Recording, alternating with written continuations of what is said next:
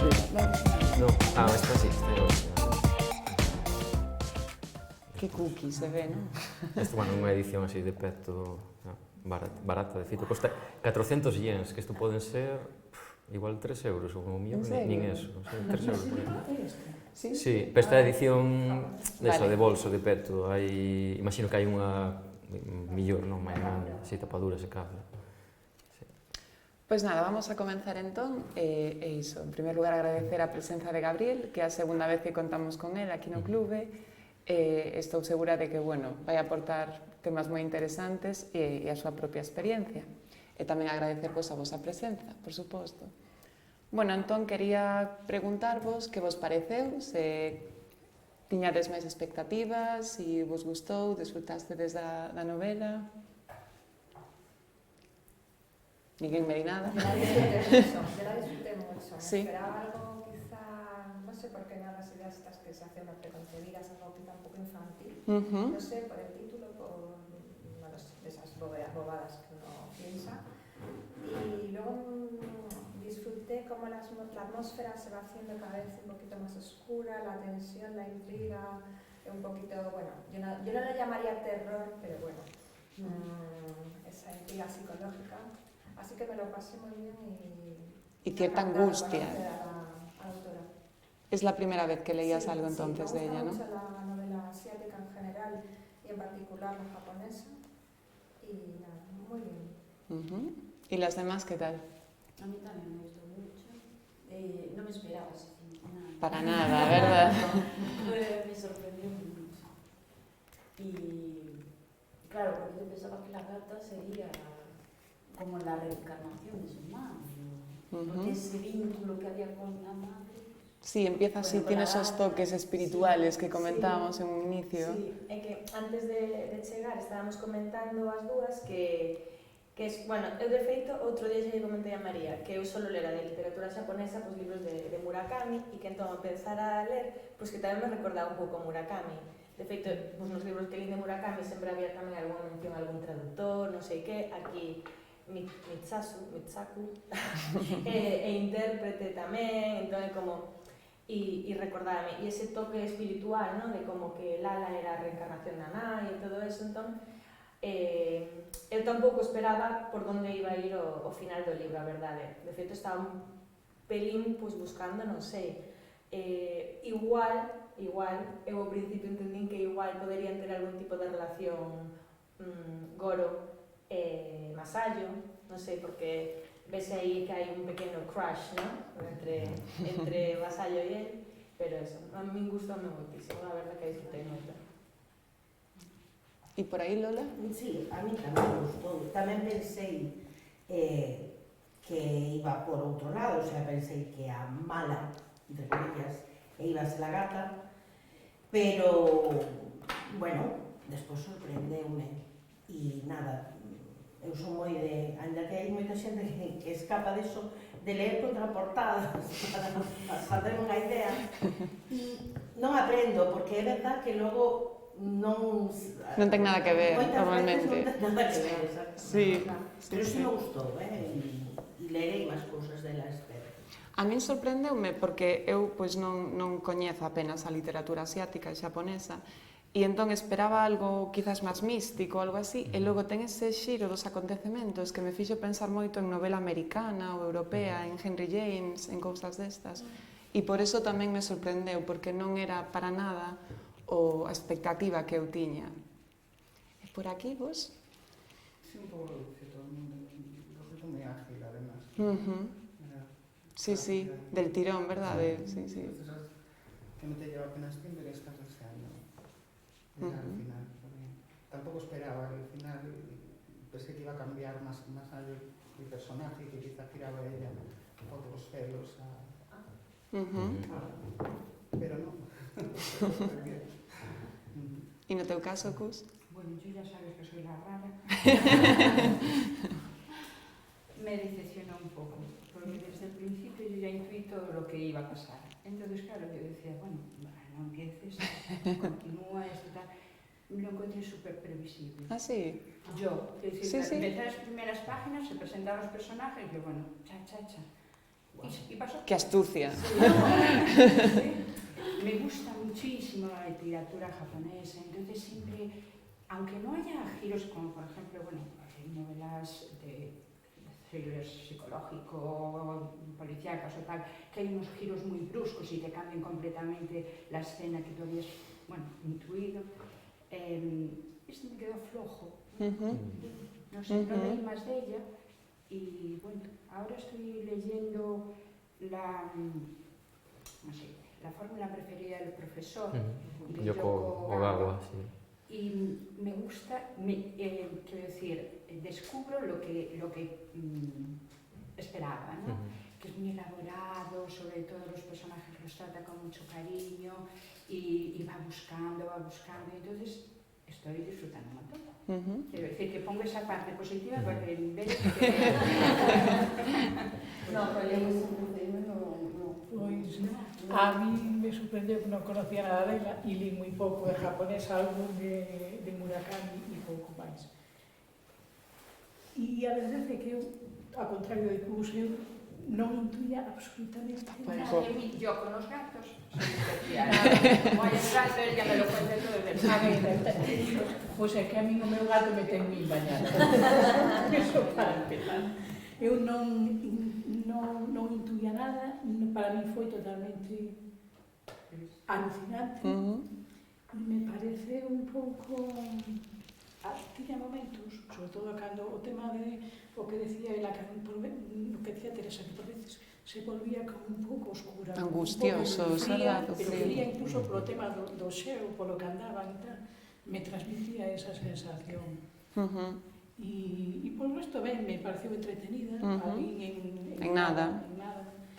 Letra grande, moi importante, e me gustou, a mí me gustou, vamos.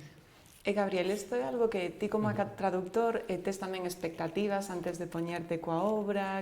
Cal é a tua experiencia? Bueno, antes de nada, moitas gracias por convidarme, non? Que, bueno, eso é o segundo ano que veño, a segunda vez que veño, é un placer vir a Lugo.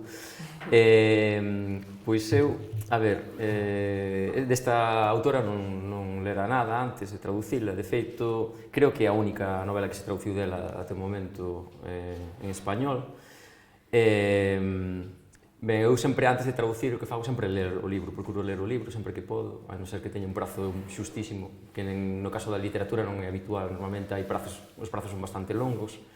Entón, bueno, Lina, pareceme unha novela entretida, interesante, sí, é o que dicíades antes de que o ambiente se vai volvendo cada vez así como máis sombrío, non? Antes tamén, bueno, comentabas ti que o título que co título esperabas algo mellor máis infantil, pero claro, o que acontece é que o título en xaponés non ten nada que ver, ten pouco que ver.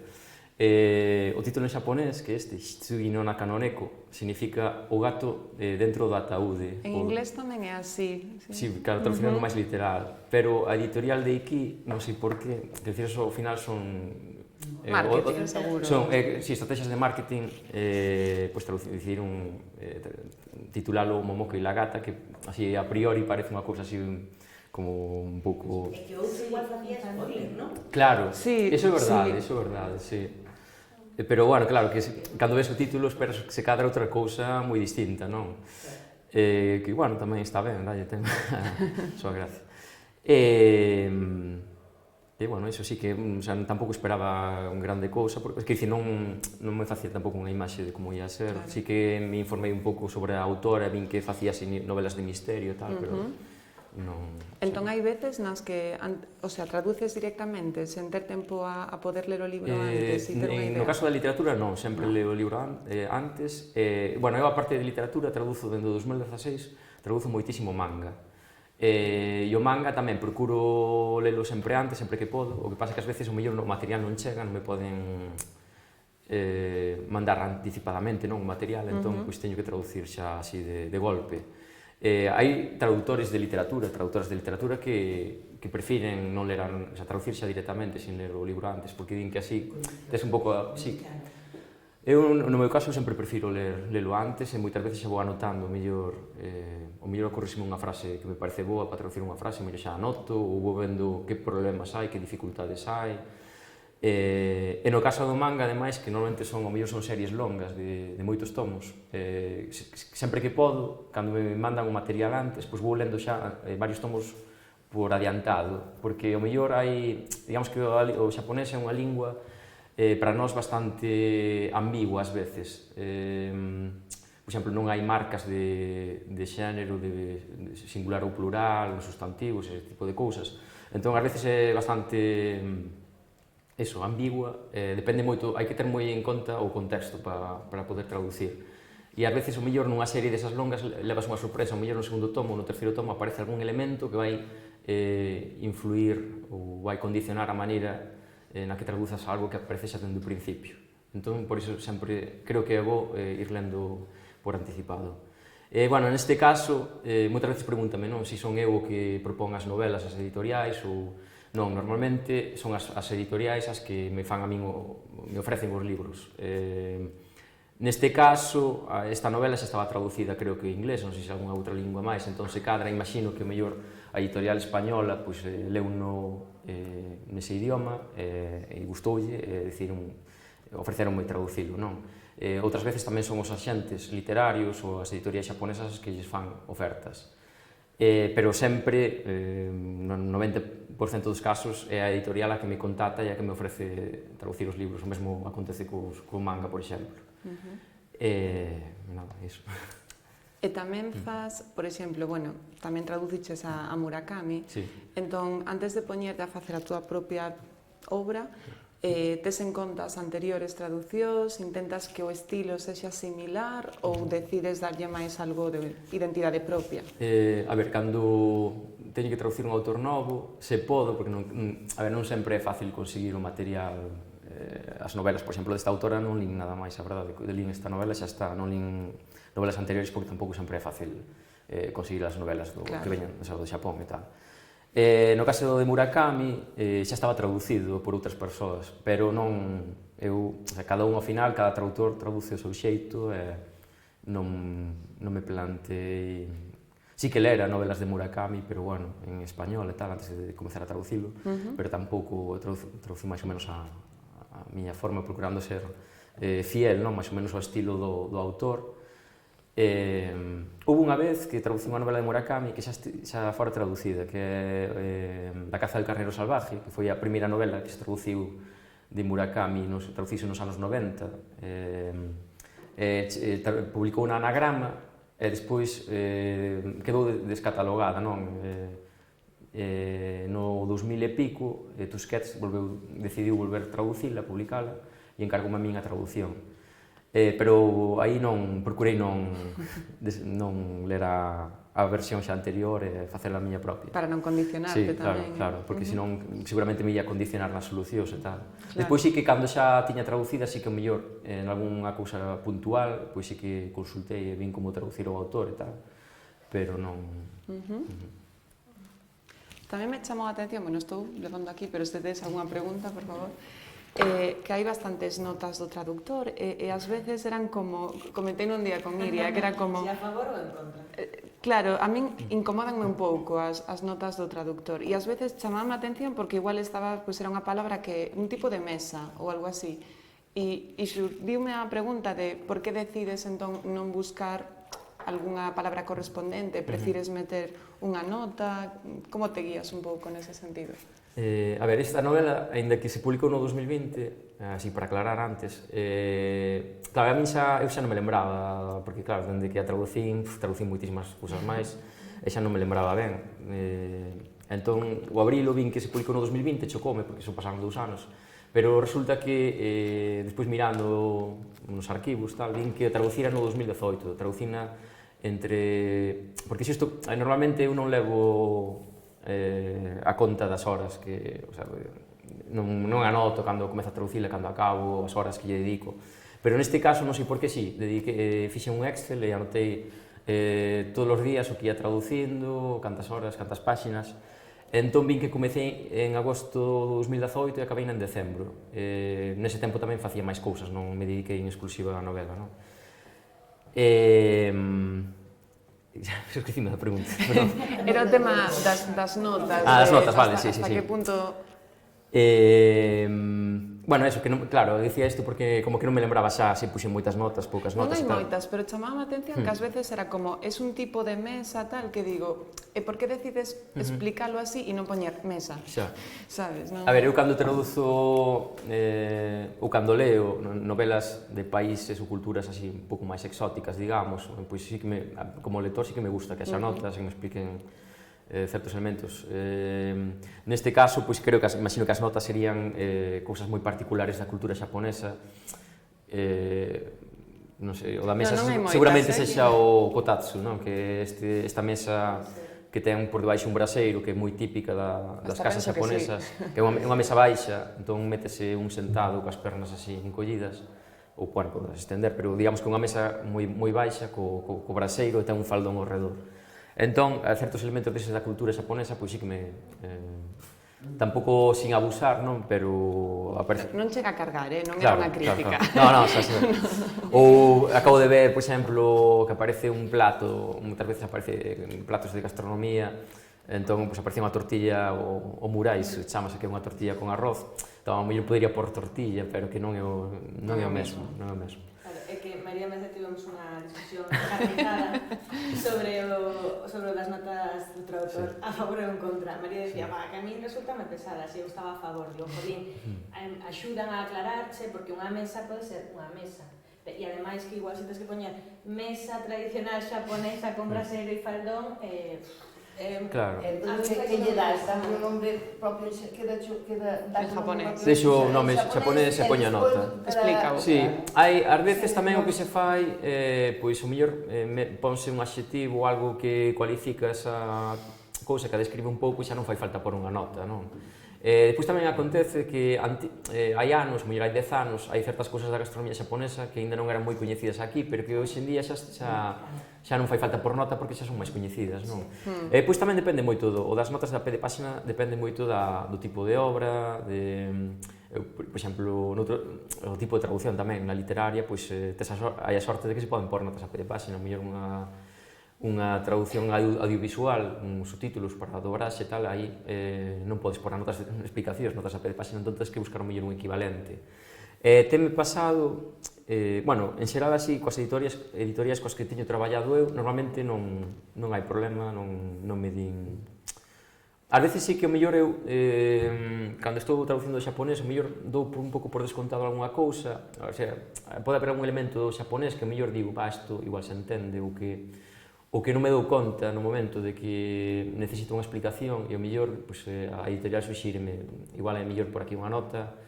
E depois tamén pasa, ás veces teño que pôr notas explicando cousas culturais. Por exemplo, outro día estaba traducindo unha novela e había un personaxe, o sea, na novela o narrador dicía que o personaxe fixo este xesto, que xuntou o pulgar co dedo índice, e este xesto significa diñeiro en xaponés. Entón, pois sí que o tiven que explicar, que o mellor podería cambiálo e dicir, non sei, cambiálo por outra cosa, por un xesto noso, pero bueno, pareceu moi interesante preservar ese detalle, non? Que máis, así... Os xaponeses teñen moitos xestos que nós non temos, por exemplo, como este, que significa moza, alguén ten unha moza, faz así, ou así, como é, facer así, non sei como era, significaba que yakuza, non? Da mafia, tal, como unha cicatriz, non? Teñen unha serie de xestos. Por exemplo, eles para chamarnos, como facemos así, non? Ben, tal, eles fan así. Ou para sinalarse, cando nos sinalámonos así, non? Apuntando pro peito, e eles apuntando pro nariz. Entón, ás veces hai ese tipo de cousas, detalles culturais que, bueno, tamén hai que explicar. E no caso do manga, claro, cando comecei a traducir manga, ás veces o mellor tiña que traducir algunhas obras de humor, por exemplo, Shin-chan, non? Que traducín algúns tomos de Shin-chan. Entón, claro, o humor, digamos que normalmente os chistes son unha cousa espontánea, que se non buscas algo un pouco gracioso, pois perde esa espontaneidade. Entón, pero lembrome que a editorial de manga, de cómic, dicíame que procurase manter sempre as referencias culturais e meter notas a pé de páxina. Por que? Porque o lector de manga normalmente é unha persoa xa moi interesada na cultura xaponesa e gustalle coñecer todas esas cousas, esos detalles. E lembrome que unha vez nun manga que estaba traducindo había dos personaxes que falaban dun can de ficción, un can que fala, un can duns anuncios. Hai unha compañía de telefonía móvil xaponesa que é das máis importantes e teñen unha serie de anuncios nos que parece como unha familia, son actores reais, pero hai un can que fala cousa, non? Entón, ao principio dixen, bueno, isto non o vai entender ninguén e aquí vou meter Scooby-Doo, buscar outro can, o sea, vou cambiar eso, voulle por Scooby-Doo outro can de ficción que fale. Pero comenteille tamén o editor e díxome que non, que mellor que conservase a referencia original pois xa unha nota de página. E é por iso, porque o público xa busca que haxa esos elementos xaponeses, non? E, bueno, e iso, que eu como lector en xeral, sobre todo cando é unha cultura que me extraña, que descoñezo e tal, pois sí que me gusta que haxa notas, non me importa que... É verdade que a moita xente non lle gusta porque interrompe un pouco a lectura, pero a min personalmente... Igual se trata tamén da cantidade. Sí. Claro. Sí, no, aquí non hai un exceso, para nada. Hai párrafos. Eso agota un pouco. Pasoume, por exemplo, un par de novelas que traducín para o galego, hai non moito, unha chamase O ganso salvaxe, que de un autor que se chama Mori Ogai, que é unha novela de principios do século XX, ambientada no 1880, traducín para Irmás Cartoné, para a editorial Irmás Cartoné, e outro que se chama Unha noite no tren da Vía Láctea, que é unha colección de contos tamén de máis ou menos de principios da primeira metade do século XX, e había moitísimos elementos culturais, sobre todo nesa do ganso salvaxe, ambientada no 1880, moitísimos elementos culturais xaponeses que aí necesitaban explicación, entón aí metín moitísimas notas a pé de páxina, pero bueno, que parecíme que era imprescindible para entender ben o contexto, non? Claro. Y por ejemplo, en el plano emocional, una cultura tan distinta a la nuestra a la hora de manifestar las emociones, que son así muy reservados, ¿eso te dificulta también para la traducción? É que aí, non sei, aí máis ben é o propio lector que se ten que quizás dar conta. Eu traduzo máis ou menos de forma o que está escrito, tampouco... Claro, pero por eso, sí. si non se pierde... Sí, eu creo que sempre algo, sempre se perde. Tamén moitas veces depende da bagaxe que teña o mellor o propio lector, pero o mesmo pasa cunha novela. Se eu leo unha novela do século XIX e o mellor non coñezo ben o contexto histórico, social, tal, comparado con outro lector que sí que o coñece ben, pois tamén vou perder moitas cousas. Se leo unha novela, que sei, de Tolstoi ou de Dostoyevsky, e non coñezo se cadra certas cousas do momento histórico, político, social, pois, entón, iso, ao final tamén creo que depende un pouco da bagaxe, da propia bagaxe. No caso, sí, nese aspecto de emocións e tal, hai cousas que o mellor o lector de aquí vanlle chocar ou non lle van parecer... Claro, o mellor o lector pode ler algo que vai dicir isto é unha cousa inventada, é cousa do autor, da autora, ou é algo propio dos xaponeses que se comportan así e tal, pero, claro, ao final depende un pouco... Non podo explicar todo, o mellor, sabes? Entón, sí que, ás veces, algo sí que se pode perder. En este caso desta novela en concreto, ti veches ou lembras de ter algunha dificultade nese sentido, ou realmente non? Pois a verdade é que non... O sea, tampouco lembro moitísimo, pero creo que o estilo en xeral é bastante, non é moi complicado, non lembro así que houvese ninguna dificultade moi grande. Bueno, despois é unha tontería, un detalle que tampouco ten moita importancia, pero o nome do gato, bueno, en xaponés, nós temos o alfabeto, e xa está, pero en xaponés teñen os ideogramas, non que son estes os ideogramas que son, a maioría importáronos da China, do chinés. Despois teñen dous silabarios, que son como alfabetos, pero en vez de letras soltas serían sílabas. Entón, kakiku ke ko, sashisu se so, tachitsu te to, etc. Entón, por exemplo, isto é unha sílaba. Isto de iki, que se lee no, e este de iki tamén repítese. Isto é unha sílaba, e estes tres son ideogramas. Entón, eles misturan os ideogramas e os dous silabarios. Vou volo pasar, por se queredes botarlle un ollo. Entón, para os nomes estranxeiros, utilizan un silabario en concreto, por exemplo, o meu nome, non? Para escribir o meu nome ou calquera dos vosos nomes, utilizan un silabario concreto. E entón, eles, a transcripción dos nomes estranxeiros é unha transcripción, digamos, fonética. Nós, cando escribimos unha palabra estranxeira, eu que sei, pois Michael Jordan, non sei, que é o primeiro que se me ocorreu. Pois escribimos Michael, J.O. Jordan, non? Eles... No, escribes así. Leese en vertical de dereita para esquerda. Despois, se queredes, leo vos o comezo da novela. Como? Lese, a ver. Si, lese... Comézase a súa primeira páxina e a nosa última páxina, non? Que dicir, o libro, este sería a contracuberta, que está aquí a sinopse, e esta é a cuberta. Entón, empezan a ler así, de arriba para baixo e de dereita para esquerda. Non sei, pasando así as páxinas, non? En vertical. O sea, o sentido, a forma de ler, de escribir tradicional é en vertical. Pois nos mangas tamén se escribe, nos bocadillos dos mangas tamén se escribe en vertical. Depois hai, por exemplo, en internet e tal, o normal é que estea en horizontal igual que como no noso sentido de lectura, non? Pero o tradicional si, así en vertical. Entón, estaba... Comentábamos, ese é un detalle un pouco que tampouco ten moita importancia, pero o nome do gato, da gata, que claro, en xaponés non distinguen o son do R suave e do L, entón é rara, son máis ben é rara, non? Entón, claro, cando hai unha palabra desas, ti podela transcribir, non ten por que ser lala, xa podela transcribir de moitas formas distintas, podería ser rara, ou rala, ou lara, ou lala, entón aí dubidei ao principio un pouco e tal, pero ao final, bueno, optei por lala. Entre Rara e Lala. Sí, moitas veces... O sea que, perdón, porque... O chiste que facíamos de pequenos de falar, imitar os japoneses coa R e coa L, tiña algo. Non exactamente, bueno, sí, que a veces confunde, sí. Sí, claro, bueno, os orientales, efectivamente, estou aquí mezclando, pero... me estoy coronando, ¿vale? Os chineses sí que teñen o son esto. A ver, pasa... Es que los chinos no saben, yo he estudiado un poco en China y los chinos no les gusta pronunciar la R, eso es verdad, es cierto, sí, o R, sí. Es una realidad. Sí, o R forte tamén en xeral, os japoneses tamén.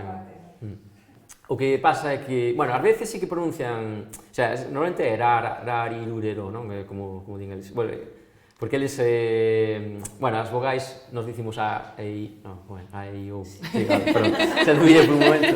Eles ordenan a, i, u, e, o, din así. Pero o son ese do R suave, normalmente, o sea, din rari, lurero, non? O que pasa é que ás veces, por exemplo, pasa moito con cantantes que están cantando e en vez de dicir realmente o que din, porque claro, a articulación do R, do L, do R suave do L é moi parecida, ra, la, non? E ás veces cando cantan pronuncia máis ben la que ra. Pero, bueno, normalmente é un R suave. E entón con esas palabras, con eses tipo de nomes, ás veces un non sabe ben como transcribilas. Pasoume unha vez traducindo un manga que estaba ambientado nun mundo ficticio e todos os nomes de personaxes, topónimos e tal, estaban escritos con este alfabeto. Entón, por exemplo, a protagonista chamábase, en japonés escríbese Uruna. Entón eu podía chamarlle Uruna, Urruna, Uluna, Ulna, Urna, porque en japonés, por exemplo, o meu nome, como eles non teñen moitas vogais así consonantes soltas, por exemplo, o meu nome para dicir Gabriel, para escribilo dirían Gaburieru, escriben así, Gaburieru. Quero dicir, eles non teñen o R solto, un L solto, entón teñen que engadir unha vogal, Gaburieru. Ou, por exemplo, para dicir México, escríbeno Mequisico, porque non teñen o mec, ese k solto, non... Entón, neste manga do que vos falaba antes, había moitos topónimos, nomes de personaxes que, como Uruna, que non podía transcribir de 1000 formas distintas. Ao final, pues, escollín Ulna, non? Pero, no, Ulna creo que xa estaba escrito en alfabeto occidental na propia portada, pero o resto tiña que inventalo. Entón, bueno, nese caso, puxérame en contacto co autor, escribinlle, porque vin que tiña o email en internet, escribinlle, e el díxome, pois mira, estes nomes podelos escribir como ti queiras, pero estes outros están sacados, a min gustan moito os westerns, as películas do oeste Hollywood e tal, e pois este nome ven de tal película, que moitas veces hai esas referencias e tal, non? Que non sempre son fáciles de captar, tamén dependen da túa bagaxe cultural, outras veces pois tens que estar un pouco atento e sospeitar, e dicir, bueno, aquí igual hai algunha referencia a algo, vou buscar, voume documentar, non? Para ver de onde saiu e tal. E tes moitas veces a posibilidade de falar con autores? Pois, non. Normalmente é moi raro, no caso da bueno, en todos os casos é raro. Pasoume unha vez que, traducindo un libro de Haruki Murakami, que se chama 1Q84, sí, pois traducindo ese, Murakami falaba no original, no xaponés facía unha referencia a Alicia, no País das Maravillas, falaba da reina da baralla. Entón, a min, creo que, bueno, no libro de Carroll, creo que é a reina de corazóns. Entón, extrañoume que puxese a reina da baralla, entón, bueno, dixenlle a editorial española se podían facerlle esa consulta a través da xente del, ou non sei. E a editorial española xa me dixo que nada, que mellor non molestalo. Pero eu non creo que el, seguramente el non tería problema ningún en responderme, pero bueno, a editorial preferiu non molestalo. E pois no caso do manga, así que, bueno, no caso este puxeme en contacto co autor, e levei unha sorpresa, porque el respondeume moi amablemente, pero ao cabo dunha semana, de repente, eu non lle dixera nada a editorial de Iki. Puxeme en contacto, así, pola miña conta, e ao cabo dunha semana dime a editorial de Iki, enterámonos de que te puxeches en contacto co autor xaponés, non o volvas facer nunca máis en consultarnos, porque, o sea, o autor debeulle dicir a editorial xaponesa debe se queixar ou algo, porque é verdade que os autores de manga teñen un ritmo de traballo, un volume de traballo moi alto, entón, ás veces case infernal, entón imagino que non queren que os moleste moito, ainda que ele me respondeu super amablemente, que eu non me esperaba que fose pasar iso, non? Pois dixarme, cando queiras consultar algo, mellor a través de nós e tal. Pois tive outra experiencia parecida, que foi un autor que aí sí que propuxenlle a unha editorial de Sevilla, suxerinlle traducir manga, empezar a traducir manga, e eles, bueno, pois dixeron que sí, entón eu puxerame en contacto co autor xaponés, tal, moi amable, deu-me contacto da súa editorial, e ao cabo dun ano xa a editorial española comprar os dereitos da obra xaponesa, e eu xa estaba traducindo a obra, entón xurdiu unhas cantas dúbidas, enviei un email para preguntarlle, mira, isto tal, e ele respondeu-me de maravilla e tal, pois uns días despois, de repente escríbeme a súa manager, que quen era eu, que esa obra que non se ia traducir nin en español, non sei que, eu xa temblaste, tremendo, asustado, e isto, que pasa aquí, como pode ser, se xa estou traballando. Entón preguntei yo da editorial española, dixen, pero esta obra non me compraste os dereitos? Dixen, sí, xa está asinado o contrato, tal. Entón, ao final, eles non sabían que se estaba traducindo. Entón, de repente, interviu tamén o editor xaponés, e dixen, no, para aclararlle a manager que sí que se ia traducir e tal, pedirme disculpas e tal, pero... Que cambio de manager. Sí. E pois xa o exemplo contrario sería, si que hai un autor que é xaponés pero que vive en Múnich porque traducín unha novela ao galego, que aí sí que ademais ven moitas veces por aquí e tal, e aí sí que non tiven problema ningún para preguntarlle todo o que quixen, xa é casi un amigo, non? Pero normalmente é raro que... E hai moitos traductores que prefiren non... Bueno, coñezo en concreto a María Alonso Seisdedos, que é unha grande traductora que temos aquí, traduce pro galego e pro español tamén. E ela dicía que ela que prefire casi moitas veces non porse en contacto cos autores, porque moitas veces que casi que tamén ten levado decepcións, non? Que pensar que ao mellor idealizar o escritor, a escritora, e que mellor despois no contacto persoal non... Sí, perde moito. Non sei se tedes algunha dúbida. Vi en el libro que las últimas páginas, las que coincidirían con nuestro principio, vienen como tabulados. ¿Qué es? Isto? Sí. Isto é publicidade de outros libros. Da autora, sí, son todos da autora, creo, sí. E ao final tamén trae un pequeno epílogo o sea, que é o texto. Sí, non, este é o mesmo. Sí, sí. Nas novelas xaponesas é frecuentísimo que haxa unha especie de epílogo ou texto explicativo. Pero é fácil a edición de bolsillo, Sí, que será esa. Sí. A min resultou, o sea, chocoume tamén, non o esperaba e resultou así raro, claro. Pois no Xapón é frecuentísimo que haxa textos, ao final, e moitas veces escritos por outros autores que non teñen que ser, mesmo no manga, moitas veces hai como especie de prefacios e cousas así. Claro, teño visto algún libro que trae 3 ou 4 páxinas ao final con un pequeno resume de outras obras igual do mesmo autor, non? Pois Mariko Koike, non sei, calquera, pero o prefacio resultou así chocante. E nada, tardei traducindo entre agosto e decembro, pero bueno, se me puxese, son 200 páxinas no original, se me puxese a tempo completo, digamos, en exclusiva, dedicándome a isto, pois traduciría non sei, pero mellor nun par de meses ou así xa o traduciría. Pois tamén, a ver, traducino dende agosto e decembro, pero despois tamén hai, claro, a editorial revisa, envíame as correccións, eu podo lle replicar ou dicir pareceme ben, tal. Hai unha serie de intercambios cos correctores, que é verdade que é interesante porque sempre un tamén aprende e repara en cousas que pode o mellor de estilo ou tal, ou non sei. No caso do manga é moito máis, claro, os prazos xa son moito máis xustos, normalmente traduzo un tomo nunha semana, máis ou menos, ás veces en 10 días, pero bueno, máis ou menos unha semana. E aí xa é moito máis de, traduzo, fago a traducción, envío a editorial, e pois xa, a non ser que as editoras teñen, as correctoras, perdón, teñen algo puntual que me queiran consultar, normalmente xa non volvo saber nada máis da traducción ata que xa está publicado.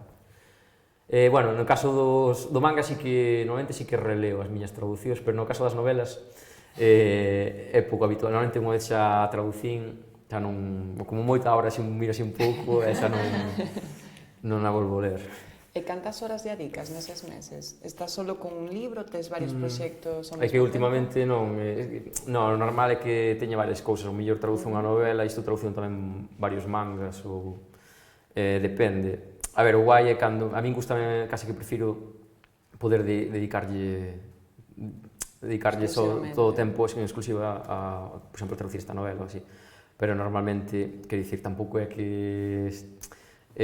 neste caso, a ver, esta editorial paga bastante ben, pero non é que un non se fai de ouro traducindo literatura. Exclusivamente a traducción ou tes... Como? Si te dedicas exclusivamente a traducción? Sí, eu dedícome exclusivamente a traducción editorial, entón traduzo, o que máis traduzo é manga, o que digamos que me dá de comer é máis ben o manga. A galego ou a español? As dúas. No manga traduzo só a español, porque en manga en galego, por desgraza, aínda non se traduce. Bueno, hai só un caso, pero do xaponés non se ten traducido nada. Entón, o manga traduzo ao español e literatura, pois, os dous. Pero, bueno, o que máis traduzo é manga. Últimamente, antes traducía todo o que traducía do xaponés, pero nos últimos meses, dende finais do ano pasado, tamén estou traducindo algúns cómics do inglés ou do francés. Agora traducín aí un libro divulgativo sobre a historia do manga que traducín do francés, ainda se vai publicar máis adiante. E a verdade é que está ben, porque antes só traducía do xaponés e últimamente estou como diversificando un pouco, e a verdade é que é interesante tamén. Cantos idiomas? Non, así que manexe ben, máis ou menos ben, pois, bueno, galego, español, portugués, inglés, francés e xaponés. E agora estou estudando italiano, estou no C1 na Escola de Idiomas, entón xa máis ou menos xa me defendo ben e tal. Estudei tamén, como a miña irmá vive en Alemanha, pois tive aí unha época, aí 4 anos así, estive estudando alemán, tiña aí un B2, pero xa, pois, xa me esqueci moitísimo. De feito, o fin de semana pasada estive visitándoa, e xa esqueci moito. Está aí na cabeza, pero inactivo, entón teño que... Pois estudei, hubo unha época que estudei bastante coreano, no seu día estudei bastante coreano. O coreano é interesante porque ten a gramática, é prácticamente idéntica do xaponés, pero é idéntica, ainda que a lingua é soa moi distinta, a gramática é idéntica. Hai unha parte do vocabulario do xaponés e do coreano que procede do chinés, igual que nós temos palabras do latín, do grego e tal, pois procede do chinés. Entón, aínda que soan lixeiramente distinta, ou bastante distinta, ves que cando, bueno, estudas un pouco ves que son as mesmas palabras. Entón facilita un pouco a aprendizaxe. Ás veces podes intuir que algunha palabra se vai dicir. Se sabes xaponés, pois pode intuir que esta palabra en coreano se vai dicir así, desta maneira. Entón coreano estudara bastante, pero pois parei tamén, unha pena. Bueno, pois así de estudar de rudimentos e tal, pois estudar un ano grego moderno, porque estudar a grego antigo, clásico tamén no instituto, gustaba moito o grego. Tamén é unha lingua que algún día pois, que me gustaría me retomar. Houve un par de anos que estudara chinés tamén. Sí. Sí, o chinés a verdade que tamén me gustaba moito, pero, bueno, non se pode... Pero é formidable, e alguén tan novo e traducindo autores desta... Bueno, ten tamén facilidade, non só que lle guste, sino que... A medida que un estudo... Por meterte no Japón, bueno, mira, sí. aquí, non? Pero, viviches ali ou... Sí, bueno, conto-vos. Eu, foi cando estaba no instituto, no bacharelato, no 2002, vai facer este ano 20 anos que comecei a... Eres moi novo e pareces máis novo. 2002, no, como? Que eres moi novo e pareces non son tan novo, non son tan novo, xa aos 40 xa aí están. Bueno, pero 40 anos son... Pero este ano van facer xusto 20 anos que comecei a estudar xaponés, comecei a estudar no 2002, bueno, foi porque ao principio gustaba o manga e tal, gustaban os idiomas, entón, pois, tiña pensado estudar traducción e interpretación, entón pareceu moi interesante aprender unha lingua así máis exótica. Pero ao principio eu non coñecía moito da cultura xaponesa, era máis que me gustaba o manga e dixen, pois, como tamén estudaba grego clásico que me encantaba polo feito de que tiña un alfabeto distinto e tal. Entón, pois, ao principio a miña idea era a ver se algún día podo ler un manga en xaponés, non? E pois a medida que fui estudando, pois fui descubrindo tamén o que é a cultura xaponesa e a partir de certo momento pois xurdiu o desexo de algún día ir alá. Entón, bueno, eu estudei traducción e interpretación en Vigo, tiña inglés e francés como linguas estranxeiras, seguín estudando xaponés pola miña conta, e pois eu en terceiro fume de Erasmus a Bruxelas, botei ali un ano e aproveitei que na facultade sí que había xaponés para ir a todas as clases que puiden e tal, fixen amigos xaponeses. E ao acabar xa a licenciatura, pois vin que había unha bolsa de estudos para ir ao Xapón, unha bolsa que concede o Ministerio de Cultura e Educación do Xapón, e soliciteina 2 veces, a primeira non me deron, e a segunda sí que xa me deron, entón, a miña idea era para facer un traballo de investigación, entón, a idea coa que eu fun ao Xapón era botar un ano e medio, era dun ano e medio, era en outubro do 2010. Ali o curso académico comeza en abril, en abril. Pero dábame a posibilidade de ir 2 anos ou un ano e medio.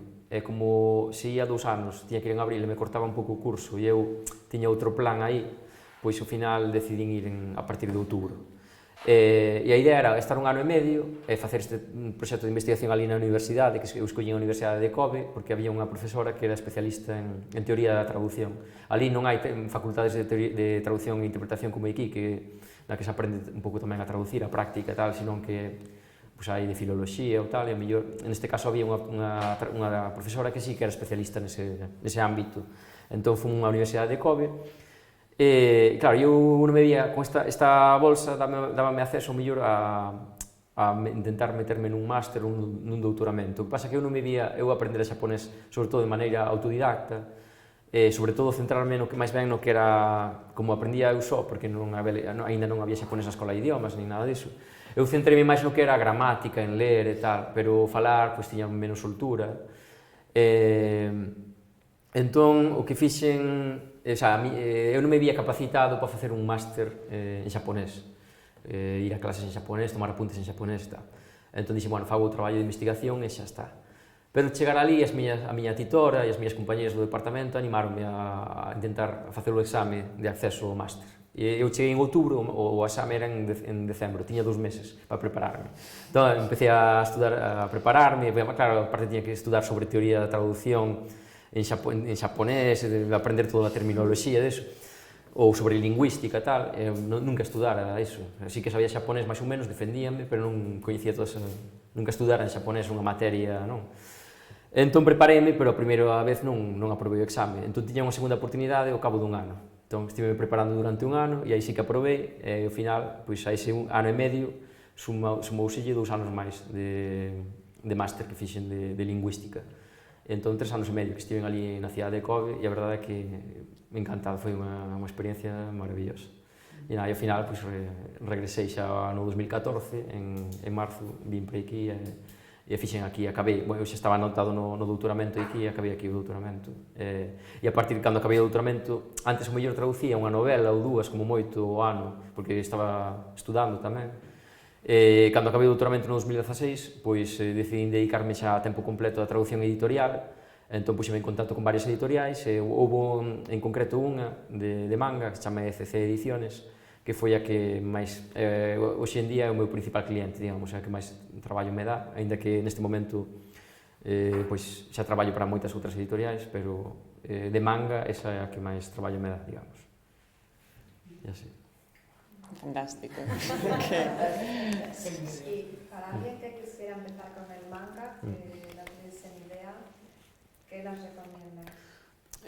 Bueno, porque claro, co manga hai moitísimas temáticas, amplísimo, moitos autores, estilos e tal. Que imprescindibles. Bueno, a min hai un que comecei xa cando eu comecei a ler manga, había un autor que me gustaba moitísimo que se chama Jiro Taniguchi, escrito J-I-R-O Taniguchi, Jiro Taniguchi, que é un autor moi distinto, moi influenciado polo cómic europeo, franco-belga e tal, entón é un autor que non ten nada que ver con outras cousas que xa son máis ou mellor para infantís ou para adolescentes e tal. Pois non sei, ten moitos mangas, por exemplo, El almanaque de mi padre, Barrio Lejano, que é unha que recomendo moito, Barrio Lejano.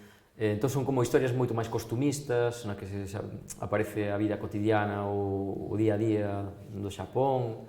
Tamén ten, a ver, é un autor que bueno, xa morreu e tal, pero ten unha obra bastante ampla e tamén ten pois, mellor historias máis de detectivescas ou de outras sobre un loitador de boxeo, bueno. Pero así estas de Barrio Lejano, El almanaque de mi padre, El caminante, El gourmet solitario, pois está moi ben, porque son... non é o manga típico que un se imagina, o mellor é algo máis próximo ao cómic así adulto, pois europeo, non? Ese autor está moi ben. Despois hai outro que é un clásico, pero bueno, xa é un pouco máis infantil, pero que tamén ten obras moi boas, que se chama Osamu Tezuka, que era coñecido como o deus do manga, tiña ese apodo do deus do manga, porque foi un dos que xa comezou a publicar, non sei se xa nos anos 40, 50, por aí. Bueno, foi un personaxe moi influente tanto no mundo do manga como no da animación, os dibuixos animados. E ten algunhas obras moi interesantes tamén, como pode ser, hai unha que me gusta moito que se chama Fénix, ten outra que é Adolf, que ten que ver co nazismo, ambientado, esa historia ademais está ambientada en Cove, porque ali en Cove, bueno, houve unha comunidade, houve algúns xudeus que fuxiron de Alemanha e tal, entón, bueno, fala diso. Ten outra que se chama Buda, sobre a vida de Buda, que tamén, ainda que é un dibuixo así un pouco máis infantil e tal, pero é bastante interesante. Así. A nos igual nos colle bastante tarde. A ver, o de este de Jiro Taniguchi, eu recomendo sobre todo, quizás para, como introducción, o de Jiro Taniguchi. O manga juvenil, vamos, non sei se parou agora un pouco, pero... Non, está agora aí, boom, máis, vai a máis. Mais? Sí, de feito, en toda Europa, non sei, México en todo o mundo. O ano pasado, en Francia, bateronse todos os récords de vendas. Houve algúns cómics, algúns mangas en concreto, moi populares entre a xuventude, que cunhas tiradas, unhas publicacións, pero houve algún que debo chegar a 1 millón de exemplares, que iso que é unha locura. Porque además non é solamente tal, é que se visten como tal. Sí, sí, hai moita paixón polo... unha entrevista falaban do tema do manga e decían que co encerro, co confinamento, pero que se expandera muchísimo porque a xente empezou a consumir moito porque estaba na casa. Vese moito nos... Entonces que empezaron a comprar moito máis. Sí, vese nos institutos que moitos agora teñen clubes de manga, só de lectura de manga. Sí, porque hai uns anos parecía que non ia haber, como, dá a sensación de que a xente nova xa non lía manga, pero agora parece que os rapaces novos que tamén están volvendo a ler manga, e pois a xente que de antes, que era fan xa, se cadra máis poder adquisitivo, entón tamén compra máis, e están aparecendo moitas editoriais pequenas novas en España que publican manga, as estadísticas do ano pasado tamén, digamos que estaban moi altas, e sí que estáse publicando neste momento moitísimo. A min, ás veces, parece increíble, digo, hostia, non sei se algún momento igual pincha, non? Pero tamén pasa co sector editorial en xeral, que non, por unha parte, é verdade que o que comentas, non, que o tema do confinamento parece que axudou moitísimo, pero publicase tanta cousa, hai tanto libro publicado que ás veces parece increíble, digo, isto realmente ten saída. Hai xente que para quedarse ou é un boom... Sí, ou se é algunha moda pasaxeira, non sei. Pero bueno, se empezan os nenos, sí, eso é bo, claro. Ao final, eso seguro que se van aficionando a ese. E hai moita xente que adulta que ve ás veces o tema do manga con certo recelo, mellor porque non tampouco coñece moito, porque ao fin e ao cabo o manga, pois digo, non, porque isto é unha cousa así con moito sexo e violencia, non sei que, non, depende. O manga é amplísimo, hai moitísimos produtos distintos. Entón, ás veces veo, bueno, eso tamén pasaba antigamente, non, coa banda deseñada, co cómic, que sempre dicía isto, que como que se despreciaba, o cómic é un tipo de lectura infantil que non ten valor e tal, pero moitas veces o cómic ou o manga tal é unha porta tamén de entrada á lectura, non? As rapaces que non lles gusta ler, non lles interesa, e mellor a través de aí, pois... E en canto a narrativa, que nos recomendarías? Bueno, pois narrativa, a min hai un autor que non o li en español, só li en xaponés, pero ten varias obras traducidas ao xaponés que me gusta moito, porque ten así un humor negro, bueno, que me gusta moito, sobre todo que son os contos, que se chama Yasutaka Tsutsui, T-S-U-T-S-U-I, Yasutaka Tsutsui. Publicou no Siruela, publicou varias obras del. Claro, en español non o lín, pero o que lín en xaponés encantoume, de contos. Despois hai outra autora, non me sei nada. Non te preocupes. Bueno, esta autora, Hiromi Kawakami, que dela traducín un libro, que tamén ten obras interesantes. E hai outra que, como se chama? Non me vais a ir agora. Xa te lembrarás, bueno. Estamos en contacto, así que... Sí, pero bueno, ahora hai varias editoriais así españolas que están traducindo moito, hai unha particular que se chama Satori, que é de asturiana, Satori, que está publicando moitísima literatura xaponesa, e nada, bueno, sí, depois xa de máis clásicos, bueno, a min gustame bastante Mishima e tal. Sí, ese así. Non me sai agora o nome da autora esta. Sí, pero non...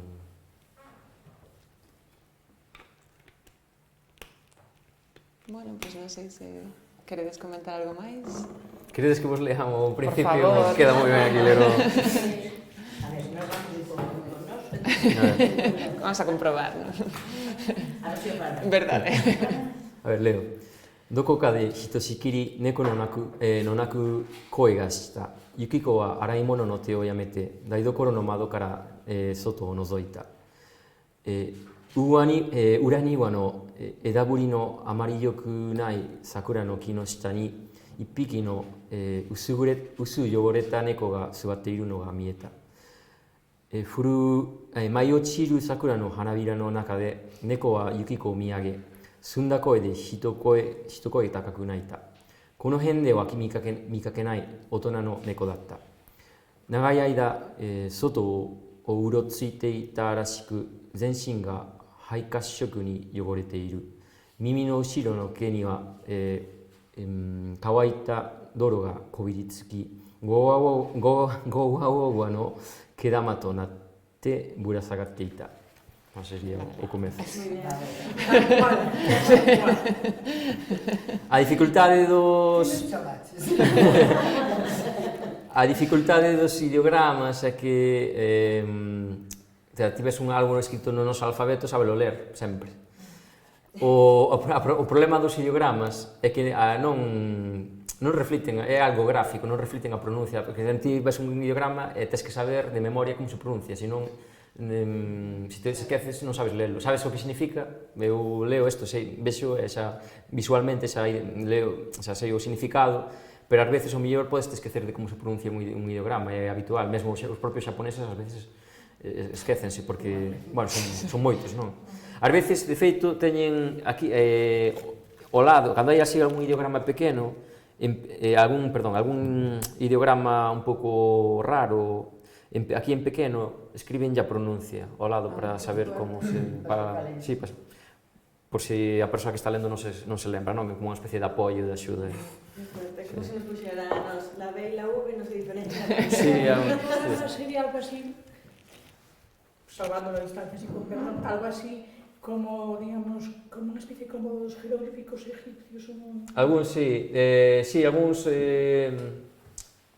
Sí, algo, bueno, máis ou menos. Hai algúns de feito que xa ves que teñen que xa pola forma xa ves de onde ven, que a representación representa unha vaca ou algo así, estaba un pouco estilizado, cambiou ao longo dos anos, porque evidentemente isto ven da China, de moitísimos séculos, entón foi cambiando un pouco, pero algún sí que se ve que o mellor ten a forma de algo, da cosa que representa. Noutros non, xa non, que sei. Pero sí que, por exemplo, este ideograma de aquí, que pronunciase neko, significa gato, sí que o mellor os trazos, bueno, cando se escribe divídelo en trazos, non? Ves que esta parte de aquí significa, é moi característica, o sea, aparece normalmente en ideogramas de animais. Entón, bueno, xa dá unha pequena pista do significado, pero, bueno, hai que sabelo ao final é todo chapatoria, tens que aprender como se lé, non? E ás veces un propio ideograma pode ter varias lecturas. Por exemplo, este de aquí, do centro, que significa, lese naka, significa centro ou dentro, porque é o gato dentro do ataúde. E aquí lese naka, pero se vai pegado a outra palabra, pode ler chu. Ou, sí, e aí hai algúns ideogramas que teñen o mellor 3 lecturas ou 4, 3 pronuncias distintas, dependendo da palabra que teña ao lado, ou se vai só ou con outros ideogramas. Entón, ao final, é moito aprender xaponés, moitísimo de, claro, chapar, memorizar os... E claro, ás veces pode haber que haxa un ideograma que descoñezo ou que non me lembro. Entón, bueno, eu traballo para a traducción editorial, ou polo menos eu, na minha experiencia, non utilizo, a única ferramenta que utilizo é Word, un procesador de textos. Eu utilizo moito este dicionario electrónico, que xa está bellísimo, está xa medio roto e tal, ten moitos anos, está todo desgastado, porque, claro, e aparte agora xa está moi desfasado, xa quedou anticuado polo feito, a ver, os dicionarios que contén é unha ferramenta útil, pero hoxe en día con calquera móvil xa descargas 20 aplicacións para buscar con dicionarios e tal, pero bueno, eu aínda uso moito, e ten esta pantalliña, coa que aquí ten un lápis destes, e eu podo aquí escribir o ideograma, doulle un botón e xa me aparece aquí entón é moi útil, cando non sei un ideograma, pois escribo aquí e xa mo identifica, non?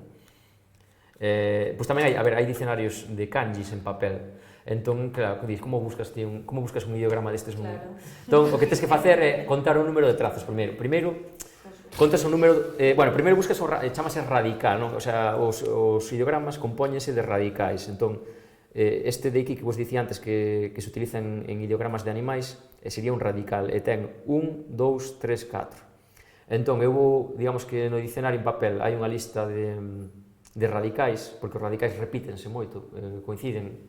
Entón, primeiro busco radicais con 4 caracteres. Entón, ao localizar ese, sumo os caracteres totais do ideograma, sería 1, 2, 3, 4, 5, 6, 7, 8, 9, 10, 11.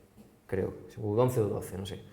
Entón, busco, vou aos ideogramas dese radical e busco os que teñan 11 ou 12 caracteres. Entón, o mellor, pois, hai 10 ideogramas que coincide, que teñen 12 este radical e 12 caracteres en total. Pero xa é unha, digamos que xa se, bueno, xa cribei un pouco, xa é máis fácil de localizar. Pero, bueno, que eso que xa hoxe en día xa non ten sentido, porque xa escribes no móvil ou neste aparello, escribes o ideograma e xa xo identifica. Pero, ti como empezaste, quero decir? Bueno, non o contei, é verdade. Bueno, contei, non sei. Non o contei. Non te dixeste, vou aprender xaponés. Antes despisteime non o contei. A ver, a mí gustaba o manga. Entón, no 2002, no ano 2002, estaba veraneando na zona de Bueu e tal, e fui a unha libraría en Pontevedra, Libraría Paz, e encontrei un libro para aprender xaponés. E comecei así, con libros de texto que encontrei, depois con algún material que atopaba tamén na internet. Entón, puxeme así a estudar pola miña conta, ata que en terceiro xa fun de Erasmus, e ali fun unhas cantas clases, e despois a volta de Erasmus presentarme un rapaz, un xaponés que ainda vive hoxe en Vigo, un amigo meu, Ryu, co que comecei a facer conversa. Un día a semana eu pagáballe e eu facía, pois falaba con el en xaponés, el traíame artigos, textos para ler e tal, e así. Que ata que ao final acabei indo ao Xapón. O meu fío empezou así, xa parou, xa. Pero quero dicir que sí, que un día que eu vin eu todo aí enfrascado escribindo cousas raras, e era polo manga tamén, se o achado. Sí, a ver, tampouco que... Eu naquela época sí que lía manga, tampouco que fose un fanático total ni nada, pero sí que lía bastante manga. E foi iso un pouco, que a mí xa me gustaba moito o cómic, a banda deseñada, o manga, aficioneime así xa por aqueles anos. E por outra parte que me encantaban os idiomas, gustaban moito todo o que tivese cos idiomas, lingüística. De feito, ao principio casi que foi máis un interese puramente lingüístico que outra cousa. Sí. E ves un interese tamén agora pola traducción alá, non? De libros españois ou xa non digo galego, pero... Pois a verdade é que non estou moi informado. Sí que se traduce cousas de literatura hispanoamericana, española, algunhas cousiñas do galego tamén. Hai un traductor, un profesor Asaka, que ven moito, ata non sei se será medio como membro honorario da Real Academia Galega ou algo así, creo que sí, que traduciu a Cabanillas e a Rosalía de Castro ao xaponés, e sí que se traducen cosas de literatura, incluso tamén de literatura infantil, creo que Calandraca tamén tiña publicado... Perdona, que te interrumpa. Nunca fixeches ao revés, non? No, eu non fago traducción, o que se chama traducción inversa, o sea, que dicir, do galego ou español para o xaponés, porque eu non son... O xaponés non é a miña lingua nativa, e non... Sobre todo no caso de literatura, sería... Sí que teño feito, traducido cousiñas pequenas que me pediron, pero mellor un texto breve, tradúceme isto xaponés, para entender máis ou menos o sentido, tal, iso sí que o fago. Pero eu non estou capacitado para traducir literatura ao xaponés, nunca o faría, porque non é nin a outra lingua. Eu sempre traduzo as miñas linguas lai ou nativas, non? Non sei que dicir. Sí. Bueno, eu a verdade que sempre estive moi desligado, os traductores normalmente nunca participan no que é o proceso de adquisición dos dereitos das obras e tal, e incluso como vos falaba antes, moitas veces os títulos das obras son máis ben a editorial por motivos mercadotécnicos os que deciden. Ao mellor eu suxiro, eu de feito neste era máis ben, a miña idea inicial era traducilo literalmente, o gato dentro do ataúde, algo así. Pero bueno, e eso, no proceso de adquisición de dereitos tampouco sempre estou aí non participo para nada. A editorial a que xa ten os dereitos da obra comprada e que me ofrecen. Pero sí que últimamente estou aí axudando unha editorial de Sevilla que está empezando a traducir manga, e aí sí que estou facéndolle intermediario. Entón poñeme en contacto coas editoriais de manga, non en literatura, manga, e a verdade é que está me gustando moitísimo, porque, bueno, normalmente o traballo de traductor, neste caso de traductor editorial, ou polo menos no meu caso, non sei no dos demais, pero bastante solitario, de estar aí diante do ordenador tecleando, sin ti só, sin falar con ninguén e tal. Entón, polo menos, isto xa é máis de comunicarme, estou enviando emails ao Xapón, e gústame porque tamén vexo como aprendo moito. A parte que en xaponés un dos aspectos máis complicados, non sei como imos de tempo, igual me estou estendendo moito, ou... Interesantísimo. Sí, bueno. Sí. Pois o xaponés é unha das principais dificultades da lingua, pois tamén a hora de traducir non tanto, pero a hora de aprender o idioma, son os rexistros. Porque en xaponés ten unha serie de... Nós temos, por exemplo, para falar de alguén, tratar a alguén con respeto, temos o vostede, o usted, tal. Eles teñen moitísimas formas distintas, dependendo da relación co interlocutor, familiaridade, do grado de formalidade co que eu me quero expresar, da relación coa outra persoa. E chegar a dominar eso en xaponés é bastante complicado. De feito, por exemplo, lembro que cando eu estaba ali na universidade, tiña que falar cando estaba na universidade, eu tiña que falar cun profesor, coa miña titora, sempre ia con un pouco de tensión, porque quería facelo ben, entón tiña que utilizar as fórmulas correctas, que ao final, eles saben que unha persoa estranxeira que está aprendendo o idioma tampouco teñen, o sea, non pasa nada, pero se queres facer ben, tens que usar unha serie de fórmulas, expresarte dunha maneira concreta, entón sempre estaba así un pouco, tiña certa tensión. Xa me perdí. Sí, que cando escribo mails para comunicarme coas editoriais xaponesas, pois sempre teño que utilizar certas fórmulas super formais que moitas veces ni sequera se utilizan na linguaxe oral e tal, fórmulas de tratamento, ou mellor cando estaba ali na universidade tiña que petar na porta e dicir desculpe, vou entrar, tal, esas cousas que aquí non se... como moito petas na porta e non podes ou algo así, pero aí teñen formas máis longas, fórmulas máis longas. E crees que eses pequenos problemillas que tiveches cando te puxeches en contacto cos autores e se enfadaron? Sí. Bueno, non se enfadaron, realmente. Sería por ser xaponeses ou que igual pasaría con un canadiense, o sea, quer decir, que os escritores son así, ou é porque os japoneses... Eu creo que non eran escritores de literatura, eran mangakas, é dicir, autores de manga. E creo que aí teñen un ritmo de traballo durísimo, o sea, que non poden estar, se cadra, imagino que é que non poden estar pendientes atendendo a todos os traductores, ou mellor unha hora traduces a varios idiomas e non poden estar aí, imagino que é algo diso, pero bueno, ás veces tampouco, hai certas reaccións que aínda tampouco entendo de todo, pero bueno, seguramente teña que ver máis ben co ritmo de traballo, o volume de traballo, que estaban moi ocupados e tal. Pero sí, pero, bueno, eso, o tema do rexistro é interesantísimo no xaponés porque influe mesmo, como imos? Se nos estamos pasando, bueno, imos un pouco acabando xa. Sí, porque acabamos de mirar que o centro pechado 1:30, entón como son a 1:20... Vale, vou acabando xa. Pero podemos, se vos parece ben, podemos ir a un bar e seguimos aí un poquinho... Non é porque temos que desmontar o tinglado. Vale. Pero eu acompaño... Vais agora e eu de vida recojo. Vos parece ben? Bueno, pois xa acabo con isto. Dicindo que, por exemplo, o propio o da formalidade que influe mesmo nos pronomes. Nós só temos un pronome de primeira persoa, eu, non? Pero eles teñen varios. Por exemplo, eu cando falo cos meus amigos, un ton informal, pois, para dicir eu, digo boku. Pero se falo con alguén que non coñezo, digo watashi, que é máis formal. Se quero elevar un pouco o ton, estou dando unha charla ou algo, pois digo watashi. Se as mulleres teñen un pronome que normalmente se usan as mulleres, que é atashi, en vez de watashi, atashi. Os rapaces máis novos, así, pois din ore, ás veces, ou que antigamente había un pronome que se utilizaban os emperadores, que era chin,